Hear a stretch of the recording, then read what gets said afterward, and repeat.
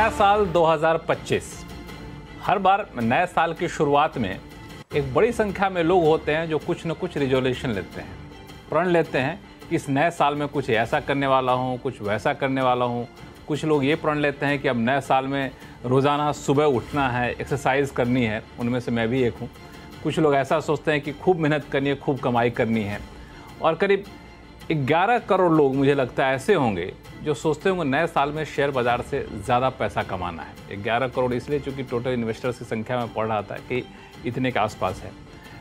ये इनमें से कई लोग ऐसे होंगे जो सोच रहे होंगे कि हमने इस बार थोड़ी सी गलती कर दी, काश यहाँ नहीं यहाँ पैसा लगाता तो ज़्यादा रिटर्न होता, काश अभी नहीं तभी बेचा होता तो ज़्यादा फ़ायदे में रहता, तभी नहीं अभी ख़रीदा होता तो ज़्यादा मुनाफा कमा लिया होता। तो ये उधेड़ बुन खास तौर से शेयर बाज़ार के लोगों के लिए चलती रहती है। और जो नए निवेशक जुड़ेंगे उनको भी एक रहेगा कि नया साल कैसा रहने वाला है। तो आज इस आवाज़ अड्डा में हम इसी पर चर्चा करेंगे।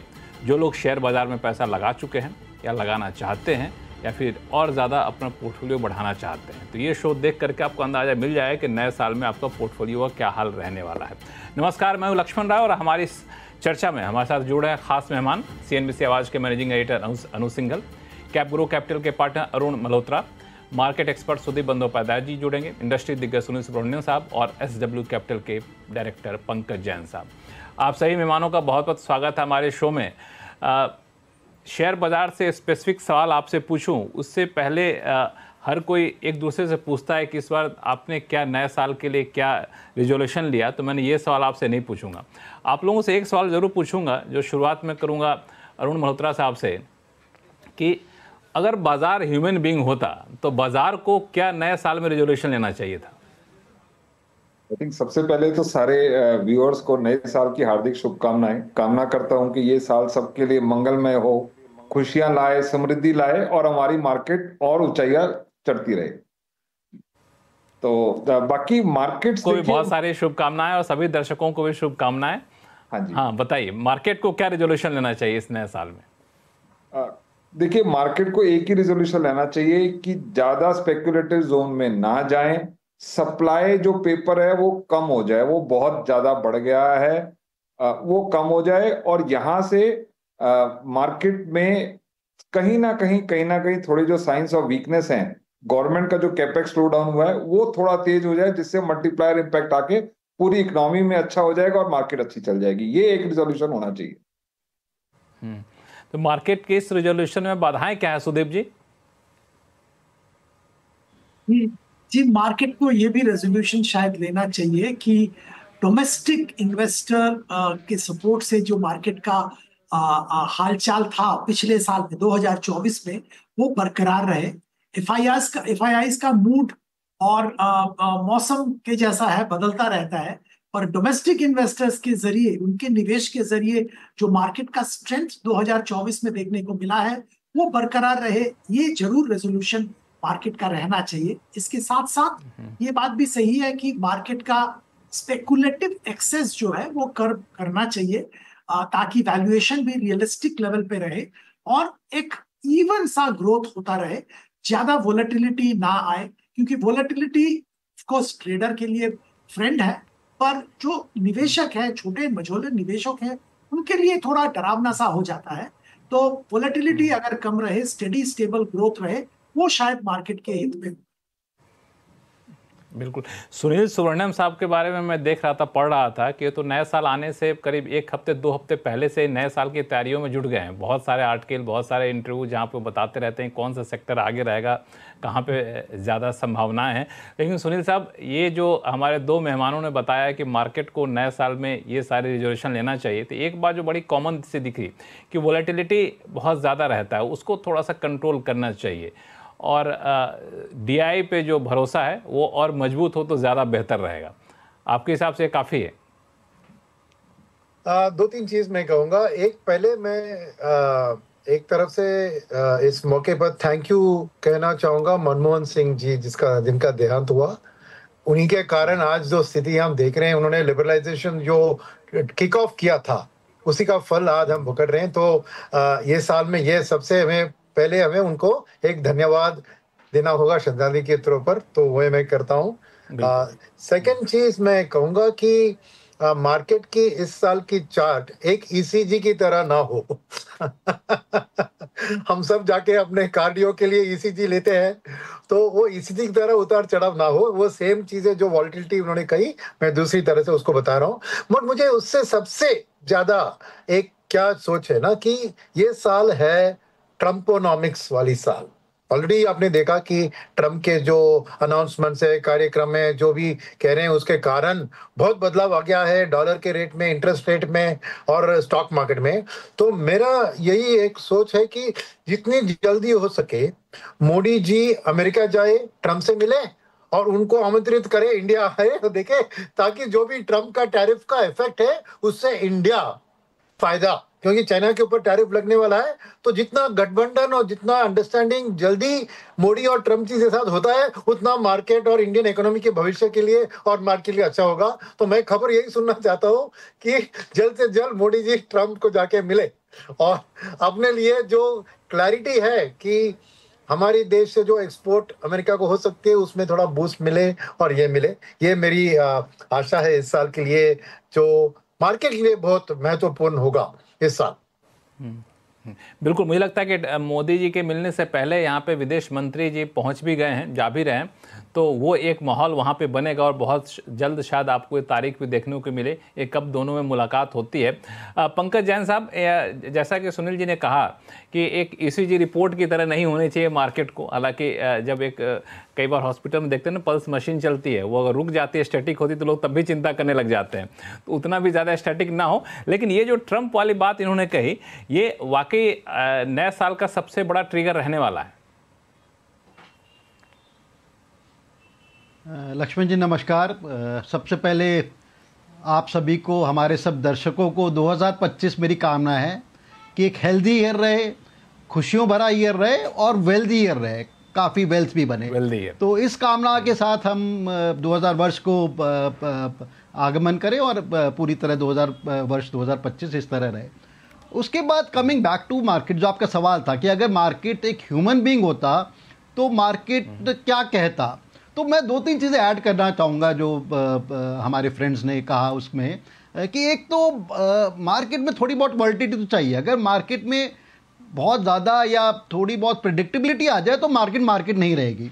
सो आई थिंक बहुत एक्स्ट्रा वॉलिटिलिटी नहीं चाहिए, बट आई थिंक कुछ एक वॉलिटिलिटी मार्केट में होनी चाहिए। उसके अलावा जो सबसे महत्वपूर्ण चीज़ है, जिस पे पिछले 2-4-6 महीने से काफ़ी चर्चा हुई है, गवर्नमेंट की तरफ से, एक्सचेंज की तरफ से, सेबी की तरफ से बहुत सारे कदम भी उठाए गए हैं, कि जो एक मार्केट में खास तौर से एफएनओ सेक्शन में, डेरिवेटिव्स में बहुत जो सीरियस वॉलिटिलिटी आ गई है, वो जो बहुत सीरियस डेरिवेटिव ट्रेडिंग आ गई है, ऑप्शन ट्रेडिंग आ गई है, ऑल और नन ट्रेडिंग आ गई है, कैसीनो ट्रेडिंग आ गई है, आप किसी भी एडजेक्टिव के साथ उसको आप कर सकते हैं।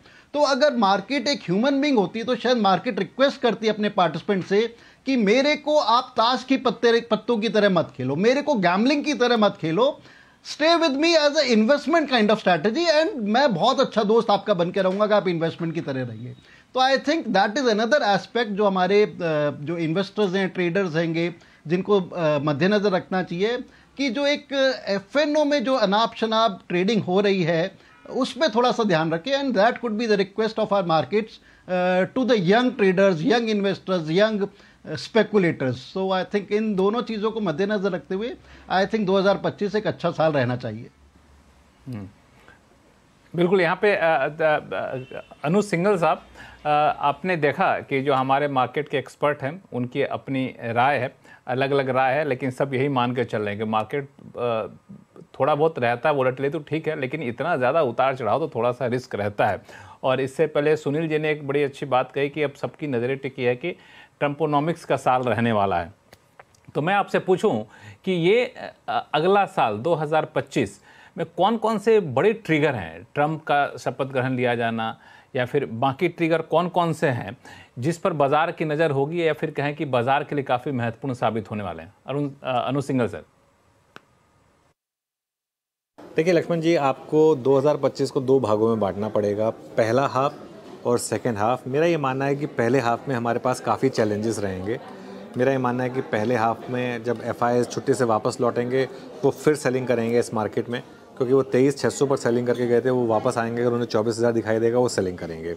दूसरा बड़ा चैलेंज रहेगा आपके पास बजट और आरबीआई की मॉनेटरी पॉलिसी को नेगोशिएट करना, जो 1 फरवरी और 7 फरवरी को हैं, और उसमें क्या आता है क्या नहीं आता है। अनलेस कोई बहुत बड़ा रिफॉर्म आ जाए, जैसे टैक्स कट की बात हो रही है, अगर ऐसा कुछ आ जाए तो ट्रम्प साहब टेक ओवर करेंगे प्रेसिडेंट्स पोजीशन, उनकी क्या रणनीतियाँ रहेंगी, ये काफ़ी कुछ डिपेंड करेगा इसके ऊपर।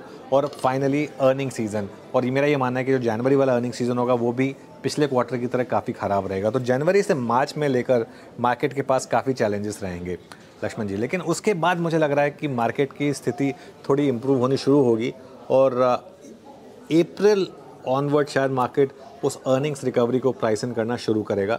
और सेकेंड हाफ मुझे लग रहा है अगले साल का काफ़ी अच्छा हो सकता है मार्केट के लिए।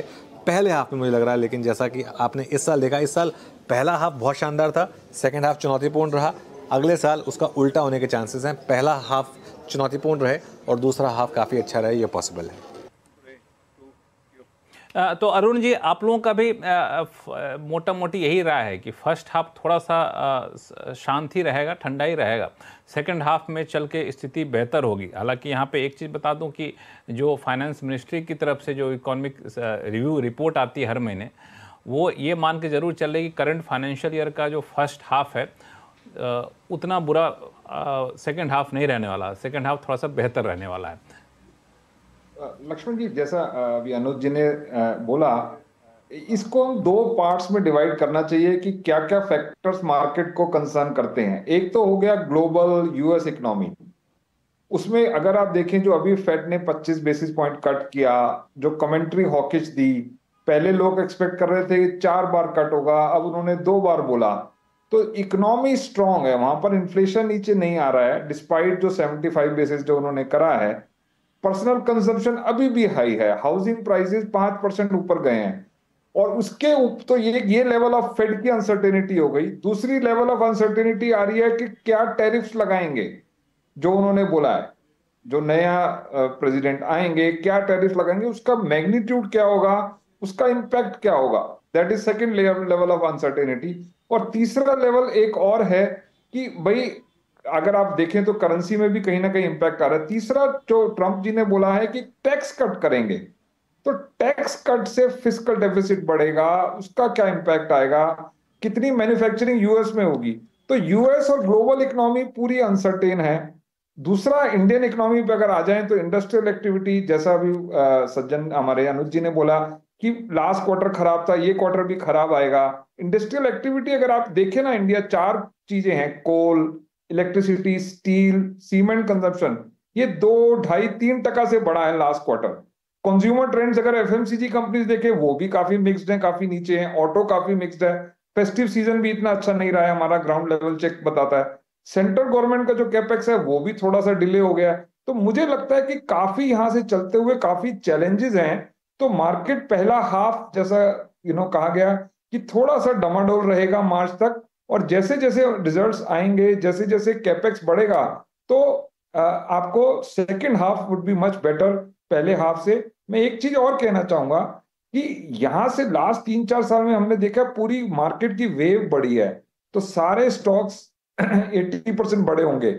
यहां से आगे चलते हुए 12, 15, 18 महीने it will be a stock pickers paradise, जिसको हम कहते हैं। आपको रिसर्च करनी पड़ेगी हर चीज, हर जैसा लास्ट 3-4 साल में हुआ है उसको आप एक्स्ट्रापोलेट नहीं कर सकते, और अपनी आपको रिटर्न एक्सपेक्टेशन भी थोड़ी टोन डाउन कर लेनी चाहिए।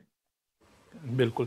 सुनील सुब्रमण्यम साहब, मैं आपसे 2 बात पूछना चाहूँगा। एक तो ट्रंप को लेके आपने शुरुआत करी और अभी बाकी के गेस्ट ने भी कहा, तो ट्रंप की किस बात से मार्केट को डर लगेगा, और क्या ट्रंप करें या फिर क्या नहीं करें कि मार्केट कहेगा नहीं जी ठीक है, ट्रंप से डर, अब हमें डर खत्म हो गया है। तो पहली बात तो ये। दूसरा, एक बजट एक बड़ी घटना होगी, तो बजट में ऐसा क्या आप लोग सुनना चाहते हैं जो लॉजिकल हो, जो समय की मांग हो, जो लगता है कि हो पाएगा? तो दोनों के आंसर देने से पहले मैं थोड़ा एक कॉन्ट्रा ओपिनियन पेश करूं, जो अनुज जी और हाँ, बिल्कुल, इन्होंने कहा। बिल्कुल। तो मेरे ख्याल में जो उन्होंने कहा 2 हाफ, तो उसमें मैं थोड़ी स्लाइटली डिफरेंट ओपिनियन रख रहा हूँ। तो एक ये चीज है कि एफआईज ने जो अक्टूबर नवंबर में बेचा और दिसंबर में थोड़ी बहुत वापसी ये सब दिखी, वो सब क्या था कि प्रॉफिट बुकिंग था, क्योंकि उनके साल के एंड के बोनसेस कैश प्रॉफिट से ही बन सकते हैं। सबसे बढ़िया रिटर्न इंडियन स्टॉक मार्केट और अमेरिकन स्टॉक मार्केट ने दिया है, तो इसलिए उन्होंने प्रॉफिट बुकिंग किया इंडिया से, इसीलिए पार्ट ऑफ द रीजन उनका था। तो उनके पास कैश पड़ा है जो इमर्जिंग मार्केट स्टॉक इंडिया की ओर आ सकती है, number one. At the same time domestic fund में जिनका ही मेरा जान पहचान है, जो बात कर रहे हैं मैं, वो लोग भी थोड़ा कैश उनको बढ़ाकर रख रहे हैं। कारण क्या है कि जो एफआईज बेच रहे थे तभी उन्होंने जाके पूरी खरीदारी नहीं की, क्योंकि वो इस अर्निंग सीजन का इंतजार कर रहे हैं कि कौन से सेक्टर में कौन से कंपनी को अच्छी से खरीदे। तो कैश बैलेंसेस डोमेस्टिक साइड में भी थोड़ी हाई है। तीसरी बात यह है कि ये जनवरी की रिजल्ट सीजन क्या हो गया है कि फर्स्ट आपको 5.4% का जीडीपी ग्रोथ जो पिछले क्वार्टर में था, उसका हमें मायना लगा था अर्निंग सीजन के डाउनग्रेड से ही, यानी earning season is a predictor of the GDP. अब इस साल की शक्तिकांत दास जी ने कहा कि अगले क्वार्टर का जीडीपी ग्रोथ 6.8% यानी 5.4 से ऑलमोस्ट 1.5% ज्यादा इस क्वार्टर के अर्निंग्स फोरकास्ट। सेकेंड, वो जो रिपोर्ट आपने कहा कि आरबीआई का कहना है कि second half will be better. Third thing is that market क्योंकि एक बैड जीडीपी नंबर और बैड ईपीएस के कारण अपने कंसेंसस एस्टिमेट को अगले क्वार्टर के लिए डाउन किया है। तो मेरा मानना है कि इस अर्निंग सीजन के रिजल्ट भले ही वो बहुत हाई में ना रहे, मार्केट की एक्सपेक्टेशन से बेहतर रही, क्योंकि मार्केट ने उसकी, जैसे अनुज जी ने कहा, डाउन ट्रेंड किया है।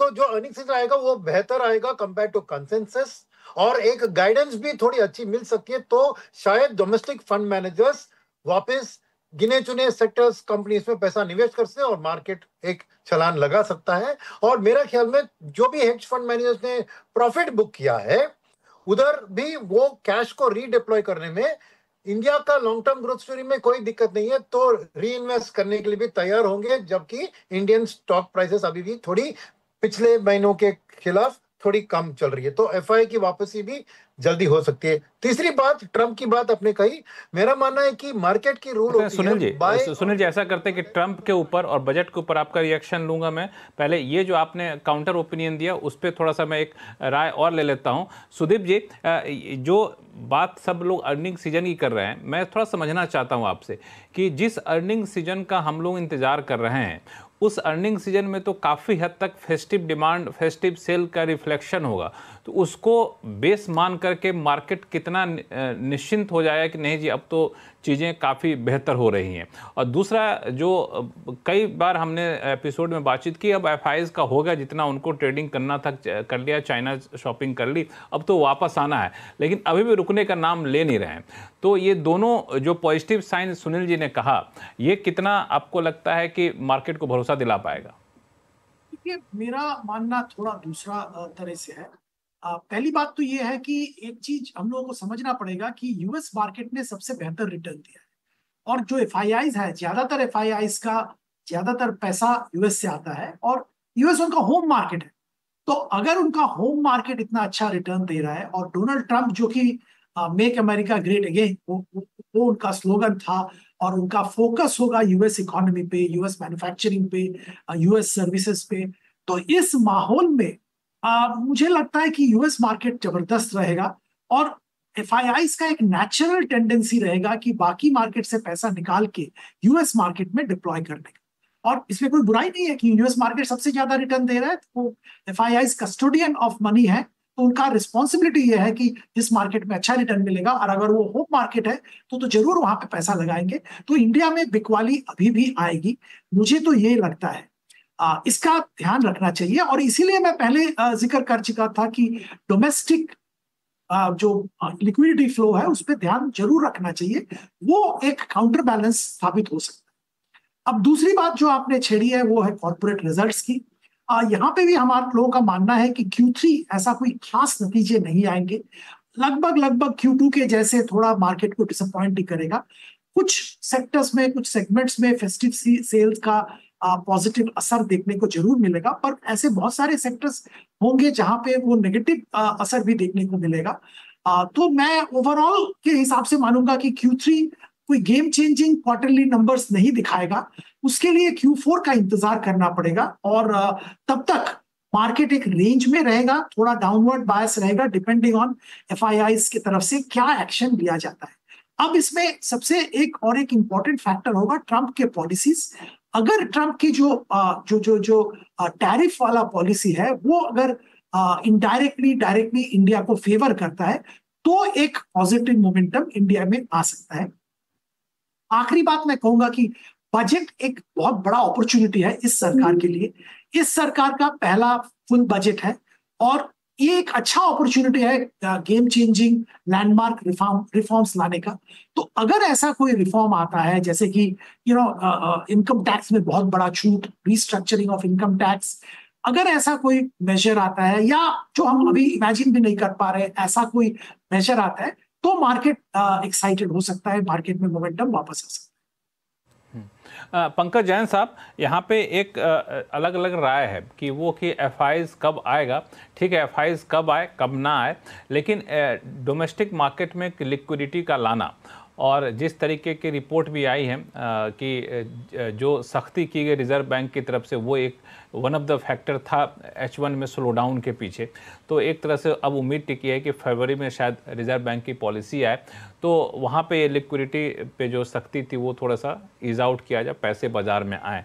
तो आपको लगता है कि FIIs के बिना भी हम लोग आगे चल सकेंगे और न्यू ईयर के फर्स्ट में या फिर फर्स्ट हाफ के आखिर तक आते आते मार्केट अपने दम पे चलने लगेगा, FIIs आए या ना आए?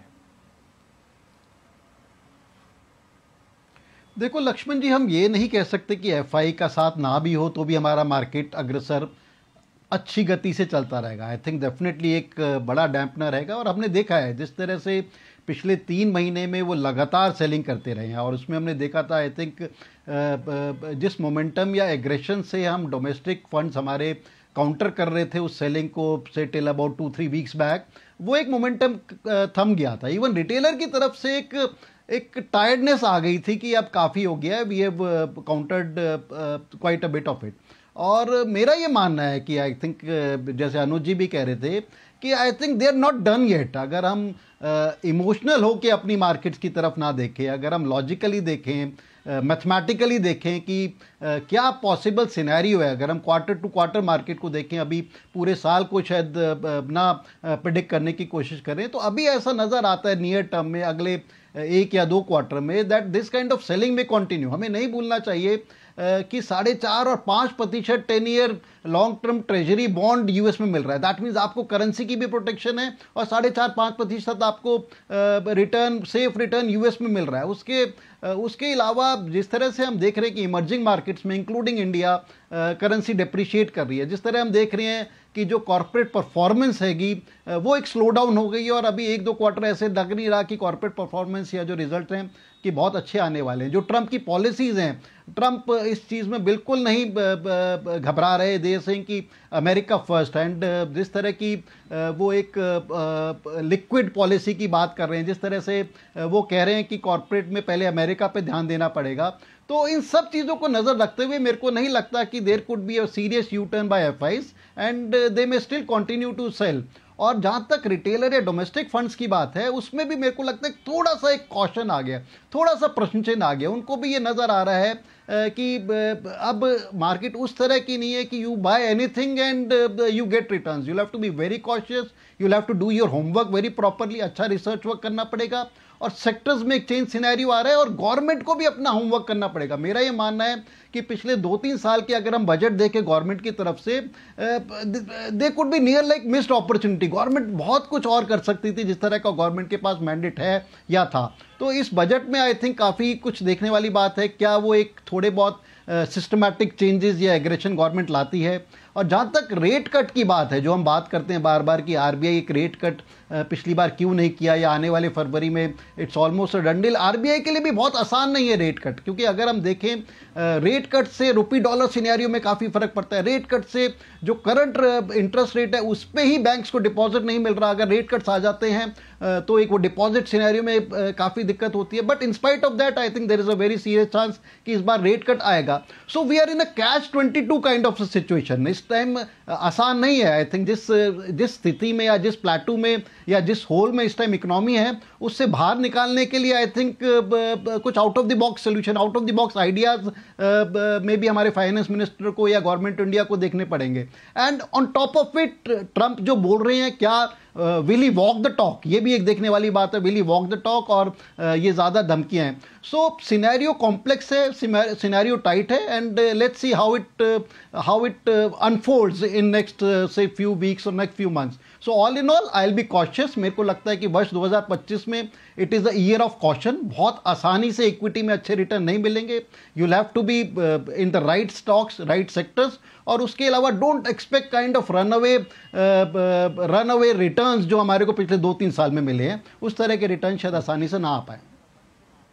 बिल्कुल, यहाँ पे जो आप लोगों की बात सुनी तो मैं विजुअलाइज कर रहा था इन सारी चीज़ों को, तो मुझे विजुअल में एक बड़ी अच्छी तस्वीर नज़र आई कि कई बार रेड लाइट बंद हो जाती है तो ट्रैफिक जाम ऐसे होता है, चारों तरफ से गाड़ियाँ घिर जाती हैं, कोई गाड़ी ना तो आगे जा पाती है ना पीछे जा पाती है। बिल्कुल वो स्थिति यहाँ पर हो गई है कि एक फैक्टर को देखे, दूसरा फैक्टर रोकने के लिए बैठा है, दूसरा आगे बढ़े, तीसरा रोकने के लिए बैठा है। तो बड़ा ही अजीबोगरीब स्थिति है यहाँ पे। लेकिन फिर भी बहुत सारे पॉकेट हैं जहाँ पे लोगों को उम्मीद है, और मार्केट के दिग्गज भी मानते हैं कि कई सारे पॉकेट है जहाँ पे संभावनाएं हैं, जहाँ पे अभी भी पोटेंशियल है कि लोग अब नए साल में पैसा लगाना चाहते हैं तो वहाँ पे पैसा लगा सकते हैं। तो यही सवाल लेके मैं अनु सिंघल जी के पास जाऊँगा। अनु सिंघल जी, जो अभी के माहौल में कहें तो आपको क्या लगता है कि नए साल में कौन सा सेक्टर है जहाँ पे सबसे ज़्यादा पोटेंशियल है और कोई पैसा लगाना चाहे तो लगा सकता है? लक्ष्मण जी, मेरा मानना है कि बैंकिंग सेक्टर अब पूरे इंग्रेडिएंट्स हैं इसके पास एक यहाँ से लीडरशिप पोजीशन लेने के लिए। बैंकिंग सेक्टर ने बहुत पेन झेला है, लेकिन टुवर्ड्स द एंड अगर आप देखें, चाहे आईसीआईसीआई बैंक हो, चाहे एचडीएफसी बैंक हो, चाहे एक्सिस बैंक हो, काफ़ी हद तक काफ़ी बैंकों की प्रॉब्लम सॉर्ट होती हुई दिखाई दी। Towards the end even IndusInd Bank ने भी कुछ अच्छे कदम उठाए। तो अगर नंबर 1 सेक्टर मुझे चुनना होगा तो बैंकिंग होगा। आईटी पर मैं काफ़ी पॉजिटिव रहा हूँ, लेकिन आईटी काफ़ी चल चुका है। इसका मतलब ये नहीं कि आईटी गिरेगा, आईटी भी आउट परफॉर्म कर सकता है। ये एक और सेक्टर होगा जिसमें पॉजिटिव होगा। और मेरा मानना ये है कि एक सेक्टर जहाँ पर सेलेक्टिवली, हर कंपनी नहीं अच्छा करेगी, ध्यान रखिएगा, सेलेक्टिवली आपको मौके मिलेंगे, वो है एफएमसीजी। क्योंकि एफएमसीजी में बहुत पेन झेला है हमने, लेकिन इनमें काफ़ी कंपनियां हैं जो कुछ साइंस दिखा रही हैं रिवाइवल के, तो उन पर फोकस किया जा सकता है। तो कुछ सेक्टर भी है, कुछ सेक्टर के कुछ सेलेक्टिव पॉकेट हैं, शेयर हैं जहां पे एक साइन दिख रहे हैं पॉजिटिवनेस के। सुनील सुब्रमण्यम साहब, मैं आपके पास आ रहा हूं 2 चीज़ों को लेकर के। एक तो बैंकिंग सेक्टर है, एनबीएफसी सेक्टर है, वहां पे एक आम राय उभर कर आ रही कि वहां पे अभी भी काफ़ी संभावनाएं बनी हुई हैं, लेकिन वहां भी काफ़ी ज़्यादा डाइवर्सिफिकेशन है। पीएसयूज बैंक हैं, बड़े बैंक हैं, छोटे बैंक हैं, प्राइवेट बैंक है, बड़े बैंक है, छोटे बैंक है, एनबीएफसीज हैं, कोई एनबीएफसी कम बैंक है। तो आप कहाँ पर ज़्यादा संभावनाएँ देख रहे हैं? तो मेरे लिए एक प्राइवेट सेक्टर बैंक में मुझे एक रुझान दिख रहा है, क्योंकि मेरा मानना है कि कंज्यूमर डिस्क्रिशनरी चलेगा इस साल। तो उसमें बैंक की, रिटेल बैंक्स की लेंडिंग जो प्राइवेट सेक्टर बैंक्स के पास वो एक दम है देने के लिए, उनके प्रोसेसेस है, और अच्छे क्वालिटी एनबीएफसीज, ये दोनों की पास परफॉर्मेंस स्टॉक मार्केट में अच्छी नहीं रही है, और इसके बावजूद भी उनकी जो अर्निंग्स ग्रोथ रही है वो ठीक रही है। तो मैं अनुज सिंघल जी से सहमत हूँ कि वो बैंकिंग सेक्टर के अंदर एक मुझे बेस्ट परफॉर्मिंग सेक्टर इस साल वही दिख रहा है। बट मैं बैंक्स और एनबीएफसी के साथ इस स्पेस को थोड़ा ब्रॉडन करूंगा कि बीएफएसआई, यानी बैंकिंग, फाइनेंशियल सर्विस, इंश्योरेंस। क्यों? मेरी ध्यान खाली लेंडिंग साइड ऑफ बैंकिंग में नहीं है, मेरी साइड सेविंग्स और इन्वेस्टमेंट साइड में भी है। यहाँ पे हर बैंक आज mutual fund distribution, insurance distribution कर रहा है, तो उनकी फी इनकम बढ़ेगी। जैसे आप देख रहे हैं एसआईपी बुक हर महीने बढ़ता जा रहा है, उससे बैंकिंग सेक्टर और उनको भी बेनिफिट होंगे। एंड द सेम टाइम आपको एसेट मैनेजमेंट कंपनीज है, इंश्योरेंस कंपनीज है, स्टॉक मार्केट इंफ्रास्ट्रक्चर कंपनीज है, वेल्थ मैनेजमेंट है, इन सब के लिए भी। क्योंकि इस साल मैं एक बहुत महत्वपूर्ण चीज एंटिसिपेट कर रहा हूं कि इस साल हमारी पर कैपिटा जीडीपी $3000 पहुंच सकती है। अभी 2800 के करीब है, तो अगले साल की जो जीडीपी की, नॉमिनल जीडीपी की ग्रोथ और हमारी पॉपुलेशन की ग्रोथ जो 2% हो रही है, तो 3000 पर कैपिटा, तो सेविंग्स एंड कंजम्पशन दोनों के हाई एंड प्रोग्रेस कर सकते हैं। तो मेरे लिए स्लाइटली मैं ब्रॉडन करूंगा कि बीएफएसआई बेस्ट परफॉर्मिंग सेक्टर होगा इस साल में, और उसके अंदर मेरे लिए मार्केट इंफ्रास्ट्रक्चर कंपनीज और प्राइवेट सेक्टर बैंक्स और प्राइवेट सेक्टर के टॉप क्वालिटी एनबीएफसीज में ज्यादा ध्यान होगा। सुदीप बंदोपाध्याय जी, जो इन्होंने सुनील जी ने कहा कि पर कैपिटा इनकम पर इनकी नज़र है, लेकिन जो कंजम्पशन ट्रेंड बता रहे हैं वो ट्रेंड ये कह रहे हैं कि जो हाई एंड प्रोडक्ट होते हैं वहाँ पे डिमांड ज़्यादा है, लेकिन एंट्री लेवल के या फिर अफोर्डेबल प्रोडक्ट हैं उनकी डिमांड नहीं है। कई जगह पे तो नेगेटिव पे चला गया ग्रोथ, जैसे कि हाउसिंग की बात कर लें, ऑटो सेगमेंट की बात कर लें, एफएमसीजी सेगमेंट की बात कर लें। तो ये जो नया ट्रेंड है, इस नए ट्रेंड के को देखते हुए आप लोगों का व्यू क्या रहता है अगर पॉकेट चुनना हो, सेक्टर चुनना हो तो? ये जो इकोनॉमी में स्लो डाउन देखने को मिला है, पहले रूरल स्लो डाउन था और जिसका इम्पैक्ट हर सेक्टर में देखने को मिला था। अब जब रूरल थोड़ा ठीक हुआ है, अर्बन सेमी अर्बन में स्लो डाउन देखने को मिल रहा है, तो दबाव ऑब्वियसली है। आप एफएमसीजी की बात करें, टू व्हीलर की बात करें, ऑटो की बात करें, कंज्यूमर ड्यूरेबल्स की बात करें, हर जगह पे देखा जा रहा है कि consumption at grass root level कम हो रहा है और डिमांड भी उस सेगमेंट से कम आ रहा है। हाँ ठीक है, अपर वैल्यू सेगमेंट में डिमांड की कोई कमी नहीं है, वो आप रियल एस्टेट देखिए या कोई भी अदर कंज्यूमर प्रोडक्ट ले लीजिए। पर एक अच्छा खासा बैलेंस ग्रोथ के लिए इंडस्ट्री को दोनों साइड का डिमांड चाहिए, अपर एंड का भी चाहिए और लोअर एंड का भी चाहिए। अब लोअर एंड में प्रॉब्लम होने के कारण इंडस्ट्री में थोड़ा बहुत प्रॉब्लम अभी जो दिख रहा है, स्लो डाउन दिख रहा है, वो दिख रहा है। आगे वाले दिनों में सेक्टर की अगर बात करें तो हम लोग सिलेक्टिवली, जो अनुज जी ने बात किया, हम लोगों का भी व्यू वही है, हर जगह पे हम वही व्यू दे रहे हैं कि देखिए 140 करोड़ की आबादी है। एफएमसीजी क्षेत्र ऐसा एक क्षेत्र है जो ये आबादी को केटर करता है और बहुत सारे ऐसे एफएमसीजी कंपनीज हमारे यहाँ इंडिया में है जो कि ग्लोबली बेंचमार्क्ड है, बहुत अच्छे प्रोडक्ट बास्केट है, टॉप क्वालिटी मैनेजमेंट है। तो यहाँ पे जरूर एक बेट लिया जा सकता है, सिलेक्टिवली लिया जा सकता है for long term investors point of view. दूसरा एक सेगमेंट में हम लोग पॉजिटिव है, वो है ये ट्रम्प जो टैरिफ वाला इशू है, इसको लेके देखिए चाइना में टैरिफ जरूर, चाइना के लिए टैरिफ ज्यादा एप्लीकेबल होगा और इंडिया के लिए रिलेटिवली कम टैरिफ होगा, यही उम्मीद किया जा रहा है। शायद इंडिया का टैरिफ कोई छेड़छाड़ नहीं किया जाएगा। अगर ऐसा होता है तो export oriented sectors, particularly textiles, यहाँ पे जरूर ध्यान देना चाहिए। हम लोगों को लगता है कि यहाँ पे बहुत अच्छा अपॉर्चुनिटी बन रहा है और लॉन्ग टर्म स्ट्रक्चरल पॉजिटिव यहाँ पे देखने को मिल रहा है। बांग्लादेश जो कि बड़ा कंपटीटर था, वहां पे भी कुछ दिक्कतें हैं। तो ये सारे जो माहौल है टेक्सटाइल एक्सपोर्ट्स के लिए अच्छा लग रहा है, तो यहाँ पे ध्यान देना चाहिए। फाइनली मैं आईटी का भी जिक्र करूंगा। जो America first, make in US, ये जो ट्रम्प एडमिनिस्ट्रेशन का स्लोगन है, इसका बहुत बड़ा फायदा इंडिया के दिग्गज आईटी कंपनीज को मिलेगा क्योंकि उनका बहुत बड़ा बिजनेस यूएस में है।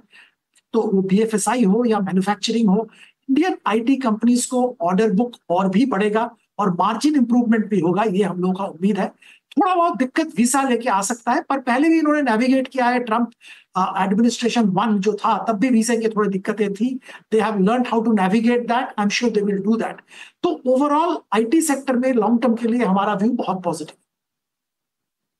अरुण मल्होत्रा साहब, जिस तरीके के व्यूज निकल कर आ रहे हैं हमारे बाकी के पैनलिस्ट से, आप लोग फंड एलोकेशन कहाँ कर रहे हैं? दो सेक्टर के अभी ज्यादा जिक्र हुआ, जिसमें एक था आईटी और एक बीएफएसआई। हमारा व्यू ये है कि आईटी, अगर आपने एक्सेंचर की कमेंट्री देखी होगी, रिजल्ट्स भी अच्छे थे, गाइडेंस भी अच्छी थी और कमेंट्री भी अच्छी थी। तो इससे क्लियर कट डायरेक्शन है कि आईटी में रिकवरी है। मैग्नीट्यूड हमें नहीं पता कितनी रिकवरी होगी, बट रिकवरी है। किस पेस से रिकवरी होगी वो भी पेस नहीं पता, बट ये श्योर है कि रिकवरी होगी।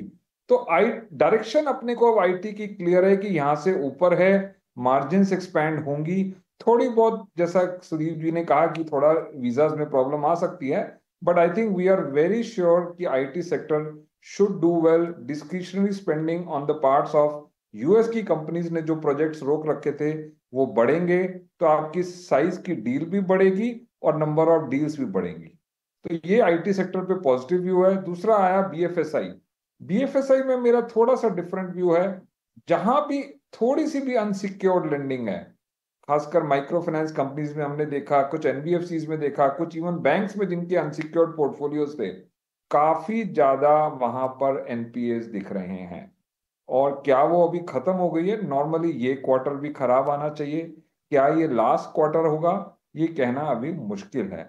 तो अपने को बीएफएसआई सेक्टर में जहां सिक्योर्ड लेंडिंग, जहां पास्ट में मॉडरेट ग्रोथ रही है, जहां पे ग्रेनुलर लोन बुक है, छोटे छोटे लोन्स दिए हुए हैं, निश लेंडिंग है, या गोल्ड लोन सेफ है, दैट इज वन, या व्हीकल्स भी, वहां पर अपने आप को पोजीशन करना चाहिए। उसमें कुछ टॉप की एनबीएफसीज जिनकी अनसिक्योर्ड नहीं है, या जो लीडर हैं उनको उनके ऊपर कंसंट्रेट करना चाहिए। बैंक्स के साथ एक चैलेंज आया है लास्ट 3-4 साल में, सारा कासा निकल के इन्वेस्टिंग में जा रहा है, या तो कहीं स्ट्रक्चर प्रोडक्ट में जा रहा है या कहीं म्यूचुअल फंड में जा रहा है।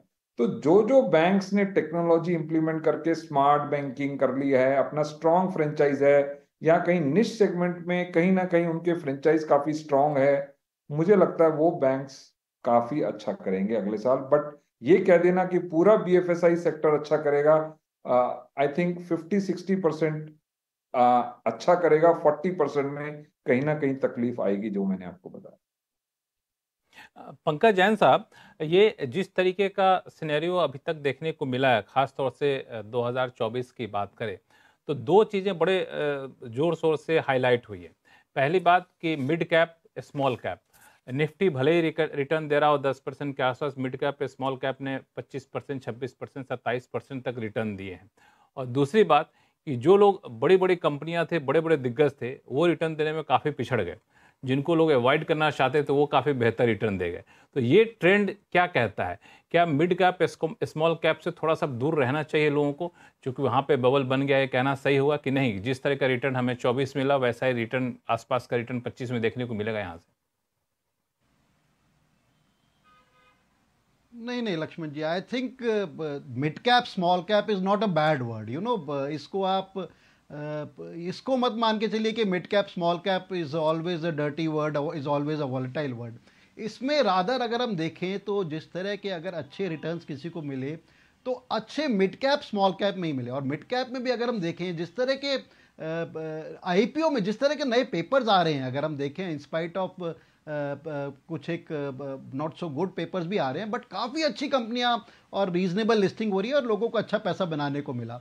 और उसके अलावा जैसा कि मैं पहले भी कह रहा था, I think now the challenge lies in research, challenge lies in your homework, challenge lies staying with the relevant sectors. ऐसा नहीं है, मार्केट में मेरा ये मानना है कि हर टाइम मार्केट में पैसा है, और it just that you have to be at the right places at the right time at the right valuation. ठीक है, ये कहना बड़ा आसान है, इंप्लीमेंट करना बड़ा मुश्किल है, बट फिर भी काफ़ी सारी चीज़ें हमारे आसपास हमारे को दिख भी रही होती हैं, बट कई बार हम उसको एक्सेप्ट नहीं करते, कई बार हम उसको चेंज को इंप्लीमेंट नहीं कर पाते। We get married to the older structures, older stocks, और बहुत आसानी से चेंज ओवर नहीं कर पाते। तो मेरा ये कहना है कि अभी भी अगर हम देखें कुछ एक सेक्टर्स हैं जो हम जिसमें हम देख रहे हैं कि काफ़ी रेजिलियंस रही है पिछले 3-4 महीने में, in spite of kind of selling we have seen. और उन सेक्टर्स को मेरे को मानना है कि वो सेक्टर्स आने वाले 2-3-4 क्वार्टर में या वर्ष 2025 में आउट स्मार्ट कर सकते हैं मार्केट के रिटर्न्स को। और उसमें से 2-3 सेक्टर्स की मार्केट कैपिटलाइजेशन छोटी है, शायद वो पूरी एपिटाइट मार्केट को ना दे पाए। Something like hospitality, something like hospitals, ये हमारा मानना है कि these are the kind of smaller sector. Something like real estate भी मेरे को नहीं लगता कि अभी पूरी सैचुरेट हो गई है, इसमें अभी भी काफ़ी अच्छे रिटर्न देखने को मिल रहे हैं। Companies have been throwing good results. अगर आप देखें कि इनके जिस तरह की परफॉर्मेंस आई है, जिस तरह के इनके सेल्स फिगर आ रहे हैं, जिस तरह के मार्जिन ये बोल रहे हैं, जिस तरह से डेट लेवल्स इनके नीचे आ गए, काफ़ी एनकरेजिंग काइंड ऑफ परफॉर्मेंस अच्छी रियल एस्टेट कंपनी दे रही है। इस तरह से अगर हम हॉस्पिटल स्पेस देखें, ज़्यादातर हॉस्पिटल स्टॉक्स अपने closer to 52 week high in spite of kind of selling of we have seen चल रहे हैं। और उसको अगर हम देखें, I was talking to a bunch of doctors जो हमारे मित्र हैं दिल्ली एनसीआर रीजन में, और मेरा ये कहना था कि जो बड़े बड़े दिग्गज हॉस्पिटल्स हैं दिल्ली एनसीआर में, क्योंकि मैं वहां पर रहता हूं, I can practically say about almost closer to 90-95% occupancy पे चल रहे हैं, and that is after the kind of post covid scenario. इस टाइम ऐसा नहीं है कि कोई देश में कोई हेल्थ इश्यूज हैं या there is anything like a covid kind of scenario. In spite of that all the hospitals are closer to 100% kind of scenario. So I think this is one space which is doing well. एक और जो tectonic हमने change देखा था post Covid, इसमें hospitality में, tourism में सारे होटल्स अगर हम देखें, जो अच्छे होटल्स हैंगे डोमेस्टिक में, the kind of tourism boom we have seen, जिस तरह के इनके रेट्स बढ़ गए हैं, जिस तरह के मार्जिन्स पे ये काम कर रहे हैं, जिस तरह के अगले 6 महीने की बुकिंग्स पे ये काम कर रहे हैं, और जिस तरह से एक अपबीट इनकी कमेंट्री अगर इनके टॉप मैनेजमेंट से बात करें, so this is another sector which we feel कि in spite of good valuations could do very well. इनके अलावा जो दो रेगुलर सेक्टर्स हैंगे, टेक्नोलॉजी एंड फार्मा, मेरा ये मानना है टेक्नोलॉजी ठीक है, थोड़ा रन अप ऑलरेडी आ चुका है, but technology could also see further run up in 2025। Trump साहब की जिस तरह की पॉलिसीज की वो बात कर रहे हैं, जिस तरह की प्रो टेक्नोलॉजी उनकी अप्रोच है, जिस तरह से वो कह रहे हैं कि जो टेक्नोलॉजी कंपनीज है उनको हर तरह का फायदा दिया जाएगा।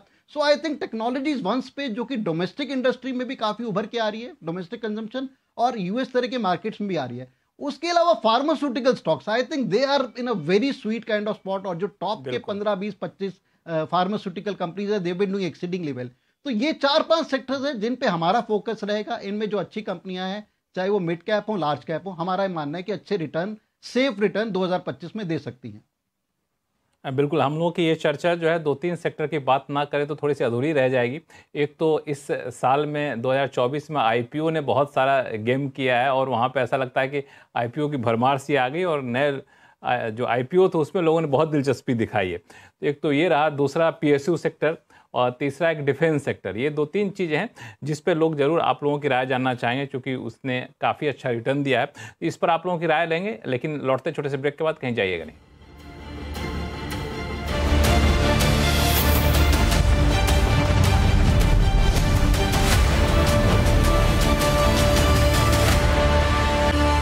ब्रेक के बाद एक बार फिर से आपका स्वागत है। आज आवाज़ अड्डा में हम लोग चर्चा ये कर रहे हैं कि नए साल में 2025 में शेयर मार्केट क्या आपको मालामाल बनाएगा, और बनाएगा तो कहाँ आपको पैसा लगाना चाहिए। हमारे साथ मार्केट सेक्टर के बड़े बड़े दिग्गज इस शो में हिस्सा ले रहे हैं, और कई सारे सेक्टर पे बातचीत हो गई है, लेकिन बहुत सारे सेक्टर हैं जिसने नए साल में पुराने साल में काफ़ी हलचल मचा दी है। तो लोगों की अपेक्षा है कि नए साल में शायद वैसा ही रहने वाला है। अरुण मल्होत्रा साहब, शुरुआत आपसे मैं करूंगा। एक है मामला, वह है आईपीओ का। आईपीओ ने इस 2024 में काफ़ी ज़्यादा लोगों को बेहतर रिटर्न दिए। कई सारे आईपीओ की बात करें तो क्या आईपीओ का बोलबाला 2025 में भी ऐसे ही रहने वाला है? देखिए, आईपीओ का बोलबाला अभी चलेगा, क्योंकि रिटेल इन्वेस्टर का पार्टिसिपेशन अभी भी जारी है और रिटर्न्स अभी भी अच्छी आ रही हैं। अगर आप लास्ट 1-2 महीने में देखें, स्विगी ले लीजिए, जो इतना बड़ा आईपीओ आया, इंफ्रास्ट्रक्चर में बड़ी कंपनी का आईपीओ आया, उसने भी अच्छा किया। तो जब तक ये आईपीओ कंपनी अच्छा करती रहेंगी तब तक ये बोलबाला रहेगा। बट ये कह देना कि सारी आईपीओ कंपनी अच्छा करेंगी, दैट इज नॉट करेक्ट, क्योंकि उसमें क्या होता है कि 10, 20, 30% कंपनियां तो जो अच्छी हैं उनको तो वैल्यूएशन अच्छी मिलेगी, और क्योंकि वो बहुत ही स्पेशलिटी निश कंपनीज हैं, अच्छी मैनेजमेंट्स हैं, उनको इन्वेस्टर्स तो ग्रैब कर लेंगे। बट जो बाकी छोटी छोटी कंपनीज आ रही हैं जो इस यूफोरिया का फायदा ले रही हैं, वहां पर अगर निवेशक अगर घुसेगा तो वहां पर हो सकता है आपको पॉपअप मिल जाए एक बार, जब लिस्टिंग होगी, उसके बाद वहां से नीचे आएगा ही आएगा। क्योंकि ओवरऑल इकोनॉमी जो हमने कहा, जो पहले 1 साल में जो जिस स्पीड से चल रही थी, वहां कहीं ना कहीं स्लो डाउन दिख रहा है। तो वो जो छोटी कंपनीज हैं उनको सबसे ज्यादा इंपैक्ट आएगा। तो निवेशक को थोड़ा आईपीओ एज ए सेक्टर करके या एज ए हर एक में लगा दो, वो आगे नहीं करना चाहिए। तो आईपीओ में रिटर्न भले ही अच्छा दिख रहा हो, लेकिन पैसा लगाएं तो हर आईपीओ में आंख बंद करके ना लगाएं, क्योंकि ये आपको धोखा दे सकता है। तो आपको बहुत सारे पैमाने पर देखना होगा। सुदीप बंदोपाध्याय जी, एक सेगमेंट है वो है आपको पीएसयूज को लेकर के। पीएसयूज ने 2024 में शुरू में तो काफ़ी अच्छे रिटर्न दिए। 2024 खत्म होते होते रिटर्न का परसेंटेज काफ़ी ज़्यादा गिर गया। अब फिर से पीएसयू में थोड़ी बहुत सुबुगाहट देखने को मिल गई कुछ सर्टेन सेगमेंट में। तो आप कैसे देखते हैं 2025 पीएसयूज के लिए? ये लक्ष्मण जी, पीएसयू एक बहुत बड़ा स्पेस है, बहुत सारे तरीके के कंपनी हैं, बहुत सारे सेगमेंट्स में काम करते हैं। मैं पर्टिकुलरली 2 सेगमेंट का बात करूंगा जहां पे मुझे अभी भी वैल्यूएशन थोड़ा स्ट्रेच लगता है। एक डिफेंस और दूसरा रेलवेज। देखिए, कंपनीज में कोई बुराई नहीं है, ऑर्डर जबरदस्त मिल रहा है। Defence make in India in companies को एक नया लीज ऑफ लाइफ दिया है। अच्छे कंपनीज भी है, परफॉर्मेंस भी अच्छा हो रहा है, पर वैल्यूएशन अभी भी थोड़ा रिच लग रहा है। तो करेक्शन में खरीदारी जरूर की जा सकती है, पर थोड़ा वैल्यूएशन को लेके मेरा कंसर्न है। रेलवेज में पर्टिकुलरली कंसर्न है, क्योंकि कुछ कंपनीज है, जैसे मैं जिक्र करूंगा आईआरसीटीसी ना। आईआरसीटीसी का रेवेन्यू एक लेवल तक आगे जा सकता है, नॉट बियॉन्ड दैट।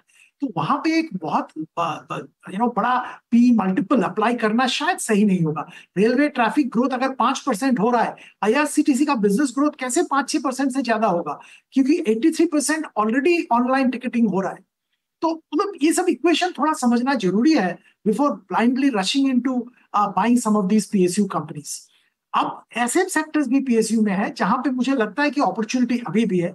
जैसे मैं पावर का जिक्र करूं, पावर में एक स्ट्रक्चरल चेंज इंडिया में पावर सेगमेंट में आया है, और मुझे लगता है कि ये जो स्ट्रक्चरल चेंज हुआ है एक लॉन्ग टर्म के लिए हुआ है। और एक टाइम पे कहा जा रहा था कि कोल वगैरह ऑब्सोलीट हो जाएगा, सिर्फ ग्रीन एनर्जी, पर अब देखिए थर्मल एनर्जी में बहुत जबरदस्त काम हो रहा है, हाइड्रो में काम हो रहा है, ग्रीन एनर्जी में काम हो रहा है, सारे सेगमेंट्स में काम हो रहा है।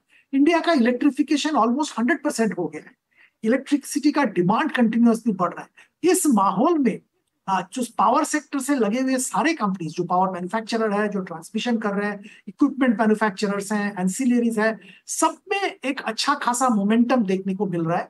और मुझे लगता है कि ये मोमेंटम बरकरार रहेगा। तो यहाँ पे आप एनटीपीसी ले मैन्युफैक्चरिंग पावर प्रोड्यूसर के हिसाब से, या आप पावर फाइनेंशियल को खरीदे, अगर आपका नजरिया लॉन्ग टर्म है तो जरूर खरीद सकते हैं यहाँ पे, ये मुझे लगता है। बाय एंड लार्ज इसको एक don't paint this entire segment with one brush. अलग अलग जो इनके पहलुआं हैं उनको समझना चाहिए और तभी खरीदारी करनी चाहिए। बिल्कुल, तो बिल्कुल पीएसयू एक पूरे सेगमेंट की तरह, पीएसयू को बिल्कुल एक बास्केट की तरह ना देखें, उसके अलग अलग सेगमेंट जहां पे संभावनाएं ज़्यादा हैं वहां पे देखिए, और इसका पैमाना आपको सुदीप जी ने बखूबी बताया। सुनील सुब्रमण्यम साहब, मैं पीएसयू का जिक्र इसलिए किया क्योंकि जब मोदी के तीसरे कार्यकाल की शुरुआत हुई तो वहाँ पे थोड़ा सा मामला ठंडा पड़ गया था शुरुआत से पहले से ही, चूँकि पीएसयू रिफॉर्म का राजनीतिक रिश्ता होता है। तो अब चूँकि सरकार आ गई, महाराष्ट्र में चुनाव जीत गई, हरियाणा में चुनाव जीत गई, तो अब एक कॉन्फिडेंस वापस से दिखने लगा है सरकार के भीतर। तो पीएसयू रिफॉर्म पटरी पर आने की संभावना कितनी है, और इस नाते पीएसयू को लेकर कितना बुलिश रहना चाहिए? ठीक है, मैं सहमत हूँ जो भी सुदीप जी ने कहा इस मैटर में, कि जो बात आपने कहा ना कि गवर्नमेंट की कॉन्फिडेंस अभी वापस आ सकती है। मेरा मानना है कि अभी भी यूपी और बिहार दो बड़े इलेक्शंस सामने हैं।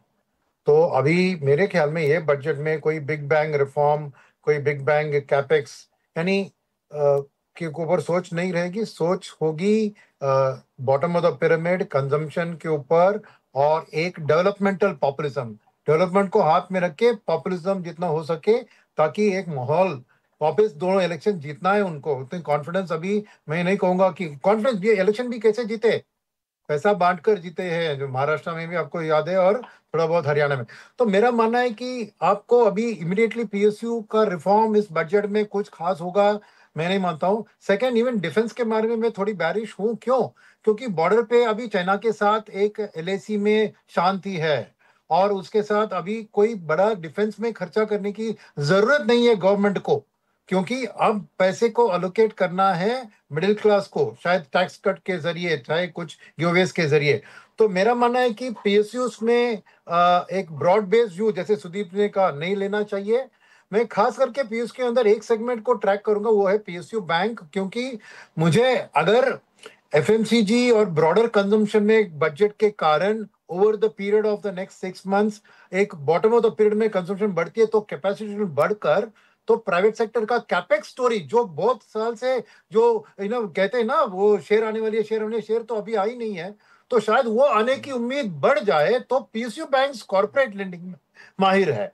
तो अगर ऐसी स्थिति दिखे कि कैपेसिटी बढ़ रही है और bottom of the period consumption बढ़ रही है पहले हाफ में, तो मेरे लिए पीएसयू बैंक्स एक सबसे आगे होंगे small cap mid cap segment में लेंडिंग, एसएमई सेक्टर में लेंडिंग में, जो कैपुट सप्लायर्स के लिए। तब मेरे लिए पीएसयू बैंक्स एक बहुत अट्रैक्टिव पिक होंगे। तो मैं ये वॉच करूंगा बजट के कुछ दिन बाद कि कैसे चल रही है स्टोरी, उसके बेस में पीएसयू बैंक्स की बात करूंगा। वैसे उसके अलावा पीएसयू में प्रॉब्लम क्या है कि मेटल्स है, और मेटल्स का आउटलुक चाइना की डाउन ट्रेंड के कारण अच्छी नहीं लग रही है। तो वो पीएसयू पैक में ब्रॉड बेस लेना वो भी एक दिक्कत है, क्योंकि मेटल्स के अंदर जो भी पीएसयूज है उनकी भी परफॉर्मेंस उस हिसाब से international metal prices London metal exchange में फिक्स होते हैं, तो वो भी थोड़ा एक डाउन ट्रेंड में दिख रहा है कमोडिटी स्टॉक मेटल्स। तो ओवरऑल पीएसयू को मैं बजट के कारण बहुत पॉजिटिव नहीं देख रहा हूं। अगर बजट में कुछ अनाउंसमेंट आ जाए तो मैं व्यू बदल दूंगा, अब तक ऐसी उम्मीद नहीं रख रहा हूं मैं। चलिए, बजट एक आपके लिए बड़ा ट्रिगर होगा, जाहिर तौर पे आपने कहा भी, इसके पीछे वजह भी है और शायद बजट से काफ़ी उम्मीदें भी लोग रखेंगे। वहाँ पे अगर कुछ निकल कर आता है तो बाजार को एक नया ट्रिगर मिलता दिखेगा। पंकज जैन साहब, मैं आपके पास थोड़ा सा अलग सवाल लेकर आना चाहता हूँ कि जो अलग अलग सेगमेंट, अलग अलग सेक्टर की बात हमने देखी, तो आपको कहीं पर अभी भी बबल दिख रहा है क्या? चाहे IPO का सेगमेंट हो, रियल्टी सेक्टर हो, कहीं पर ऐसा है कि आपको लगता है बबल है, उससे बच के रहना चाहिए? देखो लक्ष्मण जी, जो एक बेसिक फ्रॉड था, आई थिंक वो तो 2-3 महीने में पिछले में काफ़ी कम हो गया मार्केट में। जो एक जनरल फ्रॉड बन रहा था, जो एक बच के रहने वाली स्पेस है, जैसे हम अभी IPO की चर्चा कर रहे थे, उसमें क्लियरली जो एक SME एक्सचेंज पे जिस तरह के IPOs आ रहे हैं, वहाँ पर मेरे को लगता है कि जो भी हमारे इन्वेस्टर्स रहेंगे वो बिल्कुल भी उसमें होमवर्क नहीं कर रहे। आई थिंक उसमें ब्लाइंडली हम देख रहे हैं कि कुछ एक सब्सक्रिप्शन छोटे छोटे इशू में 1000 गुना 2000 गुना, they just trying to play the popup game. I think वो एक काफ़ी एक चिंता वाली बात है। उसके लिए मेरे को लगता है कि कुछ ना कुछ NSE की तरफ से, सेबी की तरफ से एक एजुकेशन, प्रेस में, मीडिया में अभियान होना चाहिए। That is a word of caution. और जहां तक अभी हम जैसे PSUs या डिफेंस की बात कर रहे थे, जो ट्रम्पोनिक्स की भी बात कर रहे थे, आई थिंक एक positive factor, serious positive factor जो ट्रम्पोनिक्स का हो सकता है, जिसको बहुत ज्यादा हाईलाइट नहीं किया जा सकता, he has been aggressively pursuing कि मैं एक शांति वाला, एक ग्लोब में शांति लाने की कोशिश करूंगा। व्हाट इट मींस कि जिस तरह की वॉर जो ग्लोब में चल रही है, खासतौर से Ukraine Russia war and may be जिस तरह की इजराइल में वॉर चल रही है, कि काफी कुछ वर्ल्ड में शांति लाने की कोशिश करूंगा। और अगर उस शांति का कोई एक इन्वर्सली अगर हम देखें जहां पर इफेक्ट पड़ता है, तो वो एक डिफेंस है। जिस तरह की डिफेंस पे स्पेंडिंग हो रही थी आज पिछले 2 साल में across the board, across the globe, I think her country में एक दौड़ सी आ गई थी कि शायद war could be eight their door step. तो वो उसमें मेरे को लगता है कि एक थमाव आना चाहिए। और जैसे कि हम इंडो चाइना रिलेशंस की बात करें, तो आई थिंक डिफेंस स्टॉक्स पे मैं बहुत ज्यादा अपबीट नहीं हूं। और हमें नहीं भूलना चाहिए, in run up to elections 2024 defence stocks, PSU stocks में बहुत सीरियस फ्रॉड आ गया था। वो मान के चल रहे थे कि once BJP gets is about 330-340 seats of its own, कि पता नहीं किस तरह के मेजर स्ट्रक्चरल चेंजेस इस सेक्टर में आ जाएंगे, जो कि नहीं हुआ। And I think it may spend some more time. Definitely एक ट्रेडिंग बेट बनी रहेगी। जब जब इनमें वैल्यूएशन नीचे जाएगी, आई थिंक मार्केट में बायर्स आएंगे, 10-15% की एक ट्रेडिंग बेट काइंड ऑफ बनी रहेगी।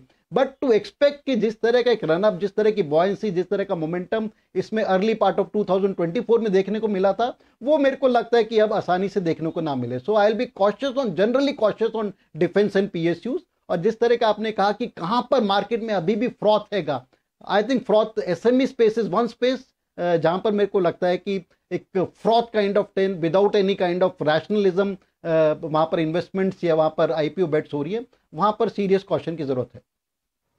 बिल्कुल, आप ही के सवाल से मैं आगे बढ़ना चाहता हूं दरअसल कि जिस तरह का रिटर्न पहले मिला, उस तरह के रिटर्न की उम्मीद हमें करनी भी चाहिए क्या? अगर उस तरह के रिटर्न की उम्मीद करते हैं तो कितने साल की अवधि का एक नज़रिया बना के चलना चाहिए? अनु सिंघल सर, आपका क्या मानना है कि चूंकि हर कोई शेयर मार्केट को देखता है और लोग जो कहते हैं ना, एक दूसरे को बोल के जो मार्केटिंग करते हैं, देखो हमें तो इतना रिटर्न मिल गया जी, तुम कहाँ दूसरे भटक रहो, शेयर मार्केट में पैसा लगा दो, हमें तो इतना रिटर्न मिल गया जी।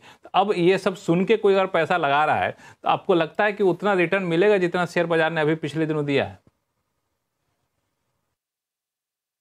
नहीं, देखिए लक्ष्मण जी, 1 साल का व्यू तो मैं नहीं ले सकता, लेकिन अगर आप कहें कि पिछले 10 साल में जितने रिटर्न मार्केट ने दिए, कि अगले 10 साल में भी उतने रिटर्न देगा मार्केट, तो वो मार्केट देगा आपको। लेकिन उतनी पेशेंस, उतनी होल्डिंग पावर, उतना डिसिप्लिन आपके अंदर होना चाहिए। फिर आप घबराहट से घबराए नहीं और बहुत ज़्यादा तेज़ी में, यूफोरिया में फंसे नहीं। अगर वो डिसिप्लिन आपके पास है तो स्टॉक मार्केट से बेटर आज भी इंडिया में कोई एसेट क्लास नहीं है। चलिए, तो घबराहट से घबराए नहीं, पेशेंस के साथ आप यहाँ पे रहें तो रिटर्न लॉन्ग टर्म में आपको मिलेगा। लेकिन जैसा कि बाकी मेहमानों ने कहा कि बहुत सारे सेगमेंट हैं जहाँ पे पोटेंशियल है, तो आप नए साल में अगर ये प्रण ले रहे हैं, ये रेजोल्यूशन ले रहे हैं कि हम शेयर बाज़ार से अच्छा पैसा कमाएंगे और कोई गलती नहीं करेंगे, तो मुझे लगता है कि हमारे जितने भी वक्ताओं ने अपनी अपनी राय रखी, उस राय का ख्याल रखेंगे तो शायद नुकसान की संभावना काफ़ी, नुकसान की आशंका कह लें तो काफ़ी ज़्यादा कम रहेगी। तो आप सही मेहमानों का बहुत बहुत धन्यवाद हमारे शो में जुड़ने के लिए। आप सभी को नए साल की ढेर सारी शुभकामनाएं और दर्शकों को भी नए साल की ढेर सारी शुभकामनाएं। और इसी के साथ आवाज़ अड्डा को देते हैं विराम। देखते रहिए CNBC आवाज़। नमस्कार।